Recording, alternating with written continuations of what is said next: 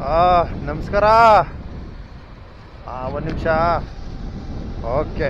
ನೋಡ್ರಪ್ಪ, ಈಗ ನೋಡಿ ಹೇಗಿದೆ ವಾತಾವರಣ.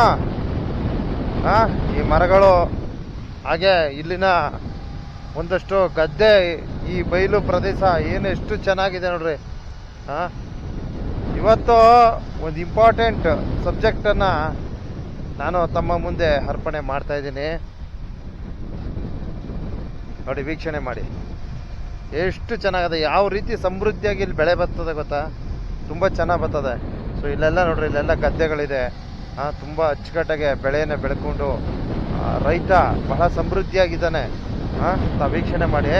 ಇವತ್ತು ಇಂಪಾರ್ಟೆಂಟ್ ಟಾಪಿಕ್ ಏನಪ್ಪ ಅಂದರೆ, ನಮ್ಮ ಬೆಂಗಳೂರಿನ ಸರ್ಜಾಪುರ ರೋಡು ಏನಿದೆ, ಅಲ್ಲಿ ಬಿದಿರುಗುಪ್ಪೆ ಅಂತ ಇದೆ. ಸೊ ಅಲ್ಲಿಂದ ಸ್ವಲ್ಪ ಮುಂದಕ್ಕೆ ಅಲ್ಲಿ ಒಂದು ಚಂದಾರ ಹಳ್ಳಿ ಅಂತನೂ ಇದೆ. ಸೊ ಆ ಭಾಗದ ಜನತೆಗೆ ಇವತ್ತು ಏನಾಗ್ತಾ ಇದೆ ಅಂದರೆ, ಅದನ್ನ ಇಂಡಸ್ಟ್ರಿಯಲ್ ಏರಿಯಾ ಮಾಡಿದ್ರಂತೆ. ಫ್ಯಾಕ್ಟ್ರಿಗಳು ಕಟ್ತೀವಿ, 11 ಹಳ್ಳಿಗಳನ್ನು ಅವರು ಬಿಟ್ಬಿಡ್ಬೇಕು, ಹಳ್ಳಿಗಳನ್ನು ಬಿಟ್ಟು ಕೊಡಬೇಕು ಅನ್ನೋ ಥರ ನೋಟಿಸ್ ಜಾರಿ ಮಾಡಿದ್ದಾರೆ. ಅರ್ಥ ಆಯ್ತಾ? ಸೊ ಈ ನೋಟಿಸ್ ಜಾರಿ ಮಾಡುವ ಮೂಲ ಏನಿದೆ, ಇದು ಸ್ವಲ್ಪ ವೆರಿ ಇಂಪಾರ್ಟೆಂಟ್ ಆಗುತ್ತೆ.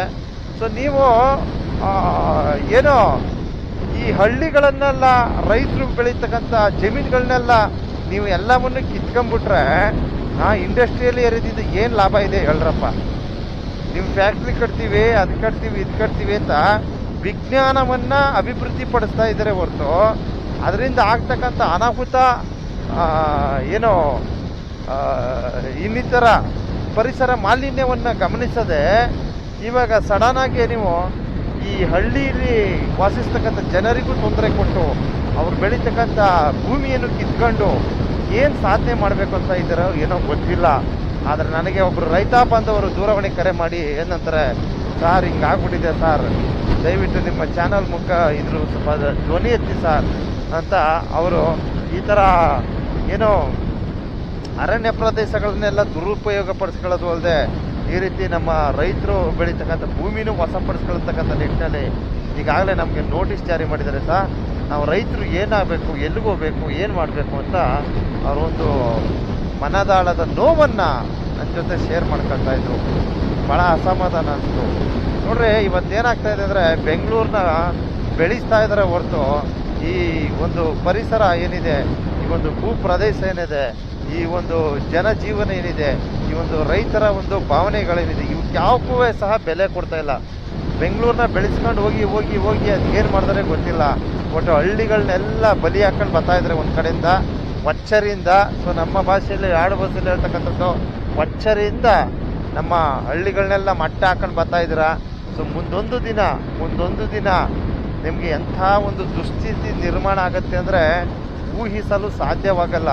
ಯಾಕಂದರೆ ನಾವು ಪರಿಸರವನ್ನು ಹಾಳು ಮಾಡಿಕೊಂಡು ಇಂಡಸ್ಟ್ರಿಯಲ್ ಏರಿಯಾ ಮಾಡ್ತೀವಿ, ಫ್ಯಾಕ್ಟ್ರಿಗಳು ಕಟ್ತೀವಿ, ಅದು ಮಾಡ್ತೀವಿ, ಇದು ಮಾಡ್ತೀವಿ ಅಂದ್ಕೊಂಡು ನೀವು ಮಾಡಬಾರ್ದು ಮಾಡ್ಕೊಂಡು ಹೋಗ್ತಾ ಇದ್ರೆ ಜನಗಳ ಒಂದು ಭವಿಷ್ಯ ಹದಗೆಟ್ಟೋಗುತ್ತೆ. ಇವತ್ತು ಹಣದ ಹಿಂದೆ ಮನುಷ್ಯ ಹೋಗ್ತಾ ಇದ್ದಾನೆ ಹೊರತು ಆ ಒಂದು ಬದುಕಲು ಒಂದು ಜೀವನ ಏನಿದೆ ಅದರಿಂದ ಹೋಗ್ತಾ ಇಲ್ಲ. ಹಣ ಬರೀ ಸ್ವಾರ್ಥ, ಬರೀ ಬಿಲ್ಡಿಂಗ್ಗಳು, ಅದು ಇದು ಇದೆ. ಅದರಿಂದ ಏನ್ರಿ ಪ್ರಯೋಜನ ಇದೆ? ಹಣದಿಂದ ಏನು ಪ್ರಯೋಜನ ಇಲ್ಲ, ನಿಮ್ಮ ಬಿಲ್ಡಿಂಗ್ಗಳಿಂದ ಏನು ಪ್ರಯೋಜನ ಇಲ್ಲ.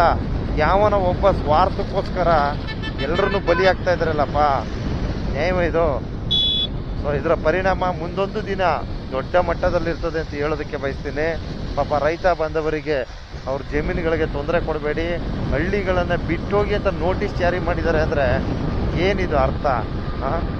ನಮ್ಮ ಸರ್ಕಾರಗಳು ಏನು ಮಾಡಬೇಕು ಅಂತ ಇದ್ದಾವೆ ಅಂತ ಗೊತ್ತಿಲ್ಲ.